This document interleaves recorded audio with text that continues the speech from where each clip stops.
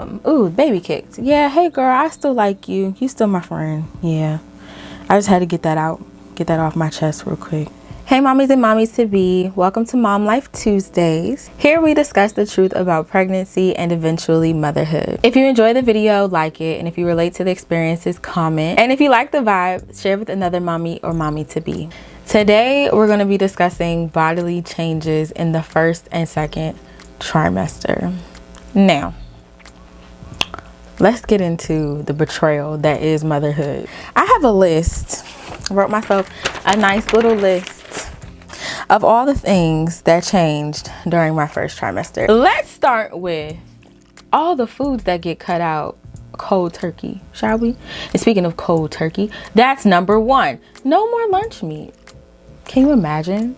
No more lunch meat, no more sushi or uncooked or lightly cooked meat. So if you like steak that moves and bleeds, ain't no more of that. No more wine, no more alcohol of any kind, no smoking of the marijuana. It almost feels like just being alive is illegal. So that's how we start off the first trimester. Now let's slide into the titties, meaning the nipples be on fire. If you don't want to hear about titties and vaginas, just don't even watch the video because I got a lot to say. I knew I was pregnant when my boobs had shooting pains through them. I'm not talking like, oh, I just caught a titty cramp, ow, my bra a little too tight. No, I'm talking, why does it feel like a midget is on fire and running through my boob? Why? That's how I knew. Nausea. Fortunately, I did not have, oh, what is that thing called? Extreme persistent nausea and vomiting during pregnancy. Now I'm gonna get Google to pronounce it because I don't want to sound ignorant. Hyperemesis gravidarum. Hyperemesis gravidarum. Now let me tell you something. If I had had that, I don't know if I would still be pregnant to this day. When I was nauseous for those bits of time, it was the most traumatic thing ever, because first of all, throwing up has always been a traumatic, violent experience for me. Side tangent, when I was younger and I used to throw up, because you know kids just be getting sick out of nowhere. Also, peep the naps and snacks shirt. When I was a kid and I used to get sick and throw up, I would literally run all over the house because I was trying to run away from being sick. Fortunately, I got over that by the age of like 10, but that's a long time to be running around vomiting. Nausea. The nausea for me will kind of come out of nowhere. And I don't know if that's everybody's story, but I could not predict when I was going to be nauseous. I was just nauseous. And if you are still for some reason under the assumption that morning sickness is only in the morning, I am here to break your heart and tell you that that is not the case. My baby acted like a freaking stripper. She was on stripper time. I was sick from like 7 p.m. to 2 a.m. So I guess I could kind of predict it. Like if I had not been sick at all day, I was more than likely going to get sick by the time I would try to eat dinner. Sorry, my dog has an extreme attitude today. So you're going to hear a lot of huffing and puffing in the background. Okay, so I'm going to throw headaches and dizziness in there together. You get the headaches and the dizziness because of the fluctuating levels of hormones that are going on in your body. And it could also be like, for me, like blood sugar like dropping and rising because I wasn't really eating. We'll get into that eating part in a little bit. My migraines are being triggered terribly in my first trimester. Because I had COVID in the very first part of my first trimester, I couldn't stay hydrated. The only way that I got through the dizziness, or was it the headaches? Which one was worse? I think it was the dizziness. The only way I got through the dizziness was just by laying down. Sometimes I would take my bra off. Cause like when I get dizzy or feel like I'm about to die, I don't want nothing to touch me. Like just get off. Like just getting booty naked and laying down and drinking some water and calling Teddy to be like, am I dying? Hello? Hello, am I dying? Because I feel like I'm dying. Now sliding into the loss of appetite, I think I had a combination of not smoking weed anymore, which always kept my appetite going, and then coming out of having COVID, and then having the baby, which I don't know why that affected my stomach so much, seeing as though the baby's in your uterus. I actually am still confused about that to this day. I would try to eat crackers. I was eating Ritz crackers a lot, sipping on ginger ale, sipping on water and tea. I would try to eat fresh fruit, but not the really, really sweet ones. I would just eat like grapes and sometimes, like towards the end of the first trimester, I was able to eat apples with a little bit of peanut butter on them. Tried pickles because I was kind of in a pickle mood, but they were so salty to me that I didn't want them. I absolutely ate no sweets, 0 sweets whatsoever. Oh, I ate a lot of English muffins. I ate a lot of English muffins, lemon wedges, and Caesar salad. So my mom would try to make me regular meals. So let's say, for example, she made steak and asparagus and french fries. Normally I would eat like this much steak and maybe like 8 pieces of asparagus and a handful or 2 of fries. But when I was eating then, I was eating on like a saucer, or like the plate that's like a little bit bigger than a saucer but not as big as a dinner plate. I would eat off that plate and I would have like 2 slices of steak, a french fry, maybe like 3 or 4 at the max. And the vegetables were really hard to keep down if they weren't salad, specifically Caesar salad with lemon. So in my list of physical changes and bodily symptoms, I have certain ones squared, like in squares, to represent which ones were the hardest ones for me to deal with at the time. For the first trimester, that's going to be nausea, the boob sensitivity, and the dizziness. My perception of pregnancy, or what the first trimester would be before I got into my first trimester, was that I was going to be super tired, which was true. I was very, very sleepy. I slept a lot during the first trimester, especially because I couldn't eat and I couldn't smoke, and I was always worried and stressed about like if I was going to miscarry or if the baby was still in there. And then just like also trying to just accept that I was pregnant in general. Like I had a lot of stress. I had a lot of stress that I was dealing with. So I did sleep a lot. I just thought that the first trimester was being sleepy and like being nauseous and your boobs hurting. Like that's something that you hear a lot. I had no idea I was going to be dizzy like that. I didn't know morning sickness wasn't just in the morning. Like I was taken aback. Now let's slide into a more happy time, because now we got to 12 weeks and past 12 weeks, which is like the zone that people tell you like you can kind of chill out after you make it to 12 weeks as far as like worrying about miscarrying or anything like that, which is true and it's not true. We're not going to get into that right now. We're going to get into that in the pregnancy myths video that I'm going to do later. So now we're past all that. We're in the 13th, or we're in the 14th week, which is the start of the second trimester. In the second trimester, my symptoms have been in no particular order: swelling, itchiness, acne, back knee, the black line on my stomach, the linea negra, I think is what you're supposed to call it, vaginal issues, back pain, sore feet, numb arms, sore neck, and eczema breakouts. Now that was a lot of stuff. So we're gonna break this down one by one, okay? So the swelling and the itchiness, they kind of go hand in hand.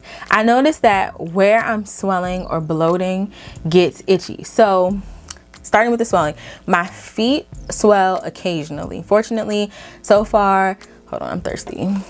That's another thing. Thirst, that starts in the first trimester, and I don't think it goes away. I think it just gets increasingly more ridiculous as time goes on. So the swelling, my feet will swell from time to time. Fortunately, I haven't dealt with a lot of swelling so far in my pregnancy, because I know some people have it a lot worse than I do. My fingers will swell occasionally as well.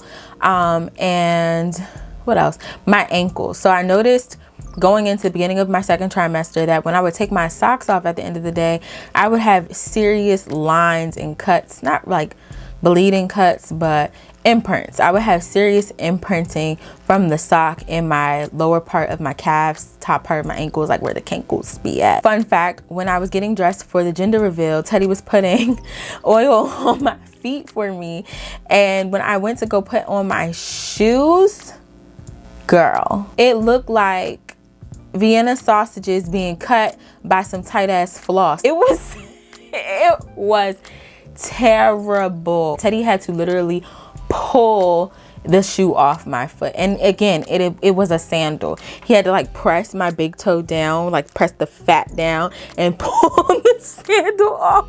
Oh God, this is so embarrassing. Let's get into this acne and backne. The betrayal I feel and the constant anger that comes and goes. Like, when I look at my face, y'all, I get so depressed sometimes. Like, all jokes aside, when I look at my face now, I get really depressed sometimes because my face has never had acne before. I have never in my life had acne. Like, I may have had a pimple here or there, but I've never had acne. I've never needed acne products. I've never needed a full skincare routine.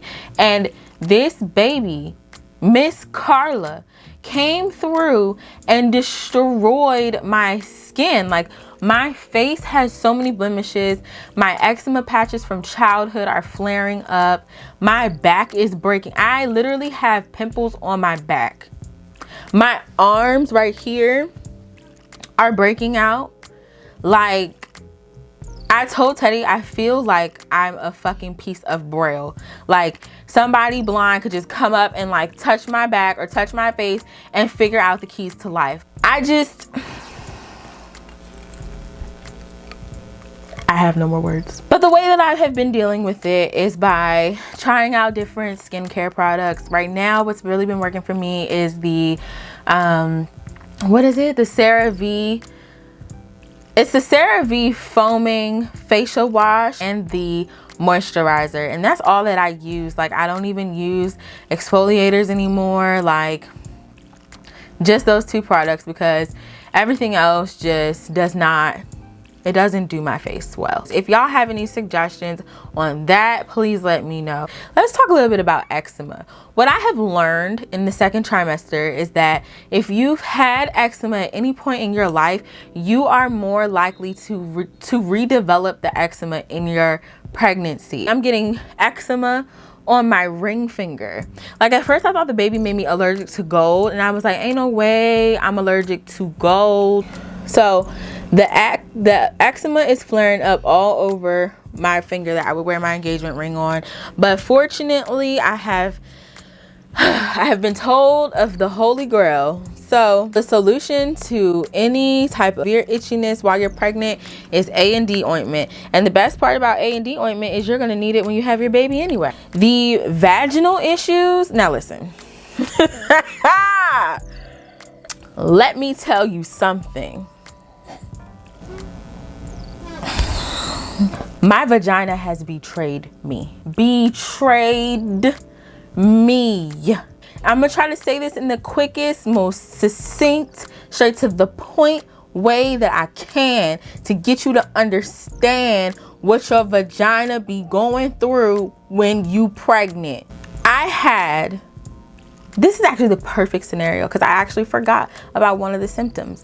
Round ligament pain. You have a round ligament in your abdomen, your little abdomen area, and that bitch be hurting. So anyway, I was down in Florida and I was visiting Teddy, and I was having this terrible, absolutely terrible pain, like to the point where walking hurt. I had to stop, I had to bend over, I was on the floor, like I was down bad. And Teddy thought that I might have had appendicitis. I had to get an MRI done. And I had to get an MRI and a vaginal exam. Fortunately, I did not have appendicitis. It came back that I didn't have, it was negative for appendicitis, but I did have BV. Now, I had never had bacterial vaginosis before, and so I didn't know that that's what was going on. but I had BV and I had round ligament pain. Now, round ligament pain, that is what it is. It's gonna come and it's gonna go. When you have it really bad, just sit down, drink some water, you'll be fine. But this BV situation, I had to take antibiotics for that so that the discharge could stop and it could re-regulate the bacteria that live in my vagina, because you know vaginas have bacteria. It's a self-cleansing organ, so it has to have bacteria. Now, moving on. The antibiotics that they gave me to clear up the BV gave me a yeast infection. Yes, children. Yes, ladies and gentlemen, a yeast infection after BV. Woo!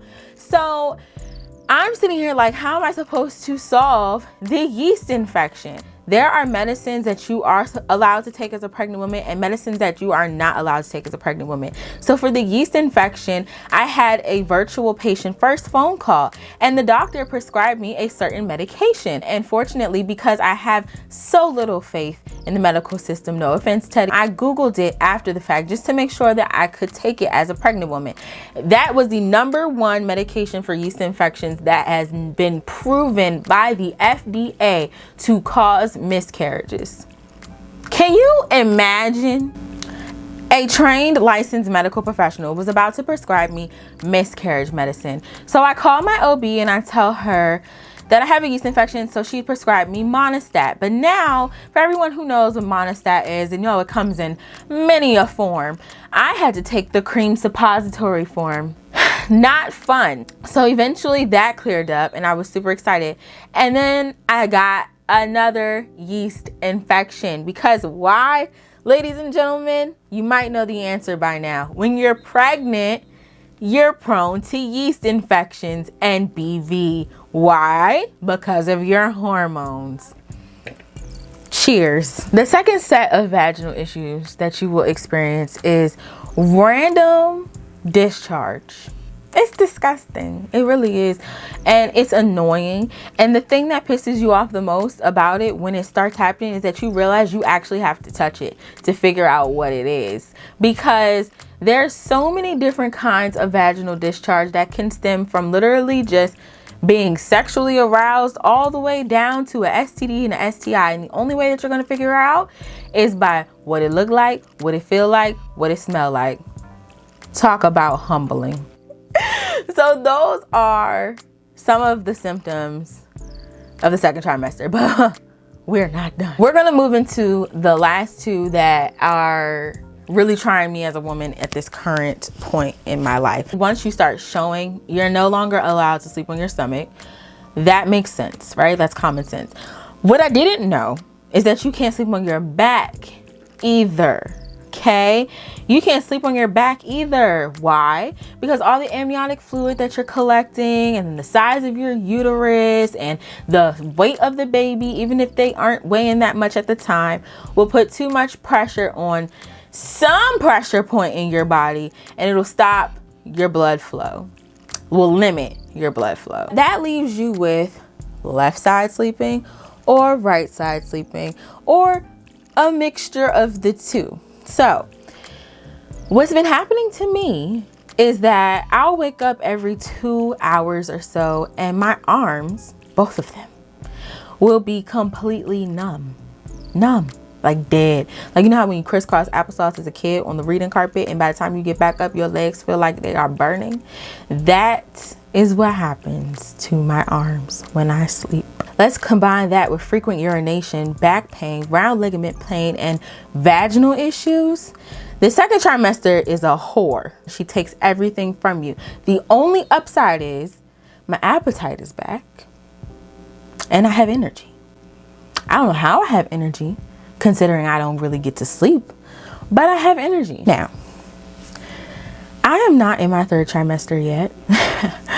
But it's coming. It'll be here in 21 days. The things that I've noticed an uptick in the end of my second trimester is random back pain. And I mean random, like you take one step and you feel like you just shattered your ass. Back pain. I am getting more cramps and I don't know what that's about, but I have an OB appointment tomorrow, so we'll talk about that next week. My feet hurt. My stomach is showing How could I forget that symptom? Probably because it's not, like, that's one of my favorite symptoms. Like, my favorite bodily changes is the fact that my stomach is showing. I have my little black line on the bottom of my tummy, and I can see the baby kick / feel the baby kick. I enjoy all of those things. I don't know how or why women have decided to get pregnant for centuries. I have so much respect for everyone who has already been through this, and everyone who is still going through it, especially to all my baddies who are consistently nauseous through their whole pregnancy. Like, shout out to y'all. And all the pregnant moms who already have kids. Oh. I don't know how you're supposed to be a human and take care of other humans while you are growing a human. Like, that's just too much. In conclusion, pregnancy is not all like glamorous and fun and cute and whatever, but it also isn't a bunch of misery all the time either. It's like a healthy balance between the two. Ooh, baby kicked. Yeah, hey girl, I still like you. You still my friend. Yeah, I just had to get that off my chest real quick. I be talking to myself, but I'm really talking to her, but I know that I look like I'm talking to myself, and I do this in public, and I don't give a damn. Because y'all ain't grow not one organ in that baby body. But I did, and I'm going to talk to her as much as I want to. I'm going to curse. I just want to say that we as mommies should be more like lenient on ourselves for the shit that we go through, and we should also be more candid about our experiences so that other expecting moms know a more realistic version of what to expect out of their first and second trimesters. I mean, the third trimester and the fourth trimester and pregnancy, birth, delivery and all that as well. It is actually a lot of hard work, and I just think that we should be more honest about that. And that is why we have Mom Talk Tuesdays. We are going to get honest, we're going to be real, and people are going to hopefully know the realities of pregnancy and mom life as a result. If you're an expectant mommy, congrats. If you are an already children walking around in their own bodies, girl, can't wait to get to your level. Congrats, I'm proud of you. And even if you are in a stage where you are trying to get pregnant, I still wish you all the baby dust, okay? Come back next Tuesday where we're going to talk about another topic of pregnancy and mom life. I can't wait to see you then. Thanks for tuning in. Subscribe, share with a friend, and again, see you later. Bye.